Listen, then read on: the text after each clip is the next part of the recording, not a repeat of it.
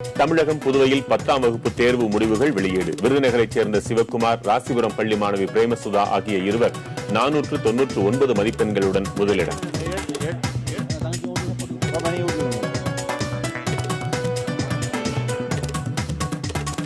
10ஆம் வகுப்பு தேர்வில் 498 மதிப்பெண்களுடன் 50 பேர் இரண்டாம் இடம். 497 மதிப்பெண்கள் பெற்று 224 மாணவர்கள் மூன்றாம் இடம்.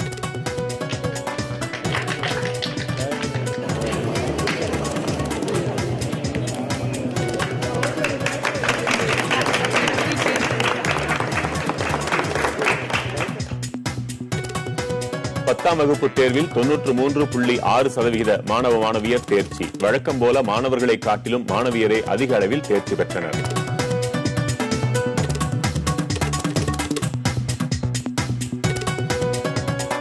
பத்தாம் வகுப்பு தேர்வில் தோல்வியடைந்த மாணவர்களுக்கு ஜூன் மாத இறுதியில் சிறப்பு துணை தேர்வு. ஜூன் 1ஆம் தேதி தற்காலிக மதிப்பெண் சான்றை பெற்றுக் கொள்ளலாம் என அறிவிப்பு.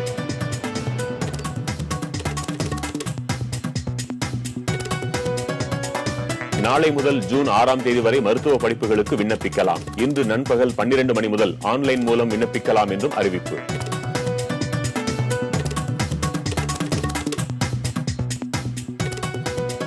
மருத்துவ படிப்புகளுக்கு பொது நுழைவுத் தேர்வை எதிர்காலத்திலும் கட்டாயப்படுத்தக்கூடாது. பிரதமர் மோடிக்கு முதலமைச்சர் ஜெயலலிதா வலியுறுத்தல்.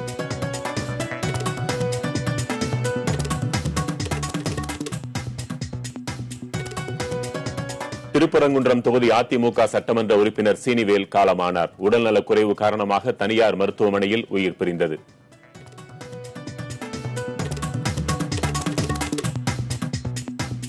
தமிழகத்தின் 15வது சட்டப்பேரவை கூடியது. புதிதாக தேர்ந்தெடுக்கப்பட்ட உறுப்பினர்கள் பதவியேற்கின்றனர்.